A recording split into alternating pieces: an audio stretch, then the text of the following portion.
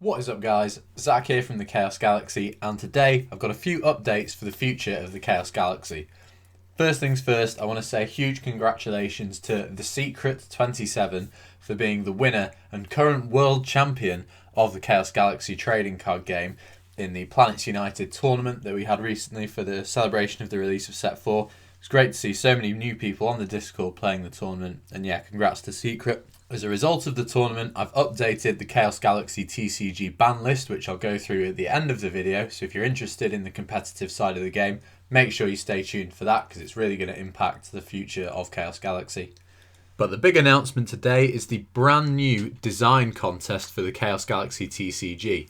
And it's not the designer card contest where you can come up with your own creature and be a part of the Chaos Galaxy. It's slightly different. A few years ago, I released the reprint set Legends of the Cosmos, which featured all the best cards and fan favourites from Set 1, Set 2, and the first two starter decks of the Chaos Galaxy trading card game. Now, Legends of the Cosmos 2 is something I'm going to release at the end of this year.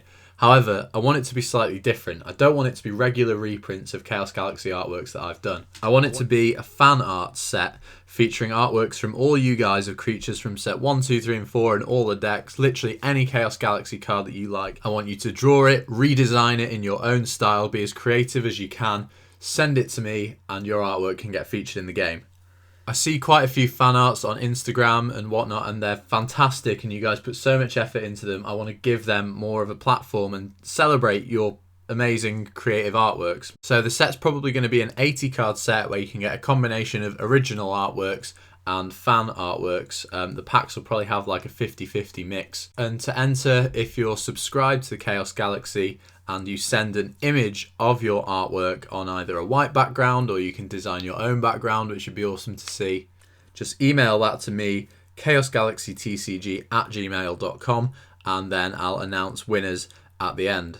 I'm probably going to keep this contest open for about 3 months or so you've got plenty of time. Though don't forget, I want to see as many artworks as possible as soon as I can. And yeah, you can have your name printed in art in the Chaos Galaxy TCG forever. For the prize, unfortunately, I'm not going to be doing like winners get free packs and stuff, just because if I'm having like an 80 card set, it costs me about $20 every time I do a contest winner and send them a pack. So it costs me kind of too much money to send out packs to everyone who enters a winning card. But you'll obviously get a video shout out if you've got a TCG channel yourself, design it in that art style and it could draw people over to your trading card game. You'll obviously get your name written on the card as a limited edition, and it's just cool to be like a part of the Chaos Galaxy on card.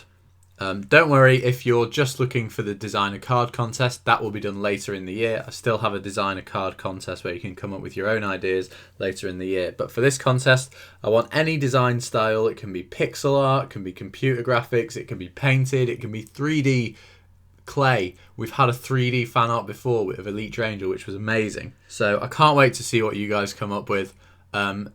Send those fan arts. If it's a fan art that you've already done a while ago, that doesn't matter, it can be a part of the game. And think of cards that you'd want to see reprinted. If you think, oh, I'd really love to see a reprint of Pelfam or something, then draw Pelfam. And just the more unique and cooler the art is, the higher a chance it has of winning and getting in the set. So get sending those emails, and I can't wait to see some of the artworks you come up with. And now the bit I'm sure a lot of you have been waiting for, the Chaos Galaxy 2021 ban list for March. This is a bit late, but I wanted to wait till the tournament was finished, the Planets United tournament, and I've consulted a lot of you guys about this, and hopefully I've got everyone's opinion enough to make most people happy. The thing with a ban list, I know I'm never going to please everyone. It's really frustrating, but there are certain things that need hitting in the game that people love using, and there's always going to be winners and losers on a ban list. But I think I've been as fair as possible. I've given it so much thought, and I'm going to show you now. So this is the new official Chaos Galaxy ban list as of March 2021. I'll go through everything right now. As you can see, things in green are new. So there have been 6 new additions and 8 changes in total. We'll start off with the banned cards. Prior to this ban list, there was only 1 banned card, Shockwave 5. We've now got 3 more. The first one is Dark Space Eater. This has been informally banned by the community anyway, so this comes as no surprise to anyone. Dark Space Eater is just a card that you cannot counter, which makes it very frustrating and it's only a matter of time until it kind of creates a game-changing state for you. Don't really need to say much on that. Parallel Universe, another informally banned card, is now formally banned and officially can't be used. No one uses this card. It's crazy. It breaks the game. It's just there because it's stupid. Next one, and the first one we've got a fair amount to talk about. Slush Infestation. I like Slush Infestation. It's a skillful card. However, it slows games down a lot, which isn't the direction I want to take the game. And again, similar to Dark Space Eater, there's nothing to counter it. If you play a Slush Infestation in your opponent's resource zone, your opponent then has no resource zone to play a resource to remove it. It locks your opponent out of responding to you, which is partly why it's so good and was used by everyone. However, with zones being such a valuable resource in the game, I've gone ahead and banned the card, which a lot of people asked for. It may come back someday. If zones become way less of a valuable commodity in the game at some point, I can see this coming off. And also, it promotes not using permanent resource cards. A lot of decks kind of rely on permanent resource cards to do well, and Slush Infestation just kind of makes permanent resources bad in the game because they take up the resource zones, which a Slush Infestation could eat themselves. So, that's it for the banned cards, nothing too complicated. Moving on to the half-banned cards. Cracker, Beast of the Night Jungle hasn't changed. A few people were asking for it to be unbanned. However, it was only put to 1 on the last ban list as a result of it almost single-handedly winning the Galaxy Madness tournament. Night Jungle can still function with 1 Cracker, it just has to use different tactics. Could come off someday, but for now, Cracker is at 1. And here's the big one I don't think many people are expecting. Pelfam. Every ban list, Pelfam is talked about. When the game first started seeing a competitive community, everyone was like, Pelfam needs to go to 1. My thoughts on it, Pelfam is healthy for the game. The ability when it's cosplayed to return 1 card on either planet to its owner's hand is extremely useful in any situation. However, there's a few reasons I've limited Pelfam to 1 copy. Every deck uses it. Almost every competitive deck uses 2 copies of Pelfam, so putting it down to 1 copy keeps most decks on a level playing field. It just gives more space to run different answers to things. So games should be more varied now without worrying about 2 Pelfams. People might start using cards like, I don't know, Charge Blaster, Abandonment, perhaps a different high star creature from their own planet, which would keep games fresh and different. Also, because it's such a game defining card, I just kind of want to see what the game's like with 1 Pelfam in it for a while. This could be bad, and Pelfam will come off on the next ban list. That's the beauty of ban lists, they always change. But for now, Pelfam is at 1. Also, it stops kind of, as soon as an opponent reaches 17 points, you know that if they play a Pelfam, they've pretty much won. And with the addition of cards like Time Flash Portal, which can kind of remove cards very quickly, and you can just kind of get a trashy win.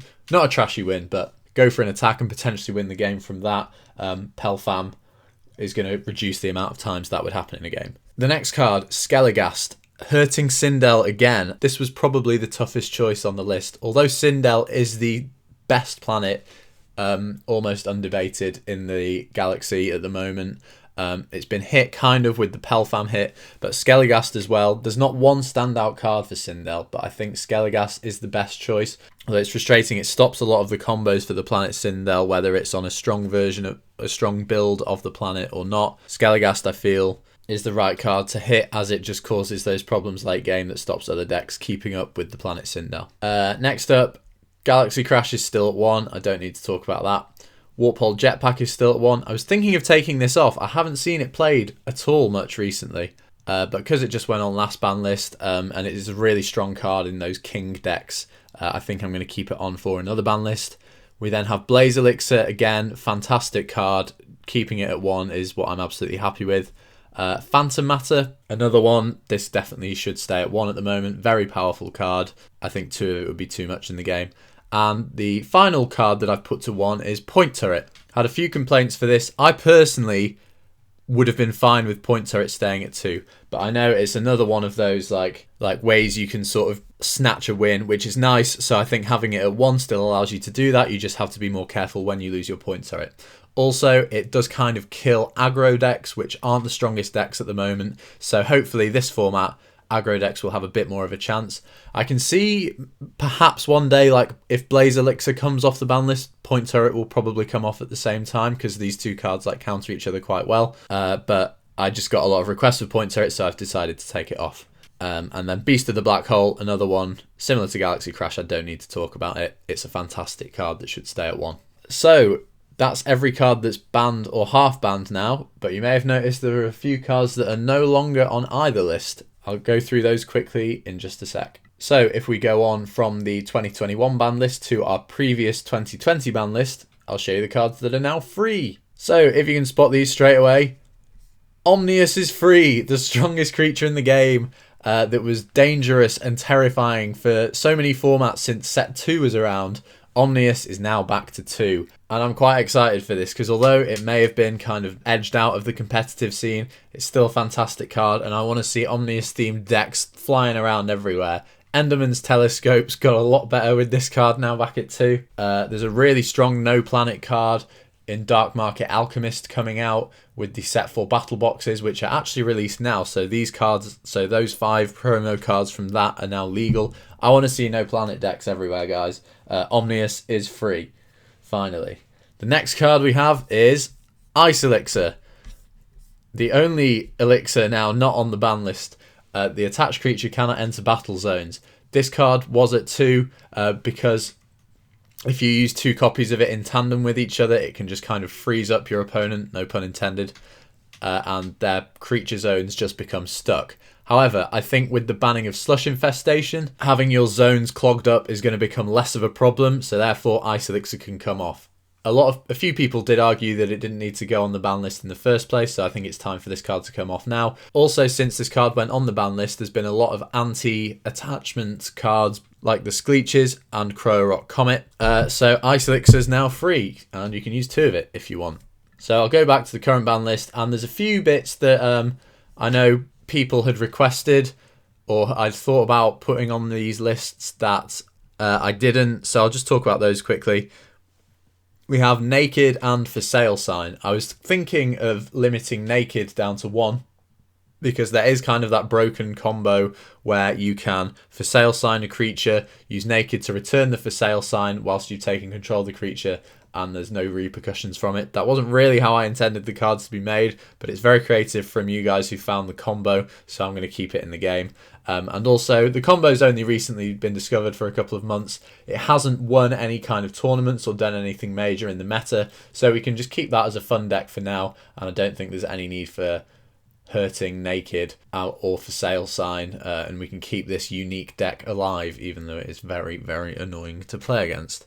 The next card we had was Ozo. Ozo is one of the top decks, definitely up there with Sindel. And I thought about putting Ozo, the Titan of Justice, down to 1. I don't think it'd kill the deck, really. It'd just mean you'd need to be wiser as to when you play your Ozos, and you'd need to add a few cards into the deck to recycle them. But Ozo's fine for now. Didn't see much play in the Planets United tournament, and I think it's fine. It's a fun deck, it's got good combos, and I'm happy where it is now. So, that's the Chaos Galaxy ban list. Please feel free to rant at me in the comments section. I love how passionate you guys get about the game, even if you sometimes aim that passion directly at me. It's absolutely fine. I need criticism to keep the game going in a good direction.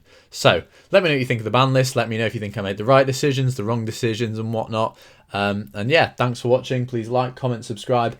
Enter the designer fan art contest down below. Again, email those artworks to chaosgalaxytcg@gmail.com so you can have your artwork in your TCG style in the Chaos Galaxy. I really can't wait for it. And I'll see you guys next time.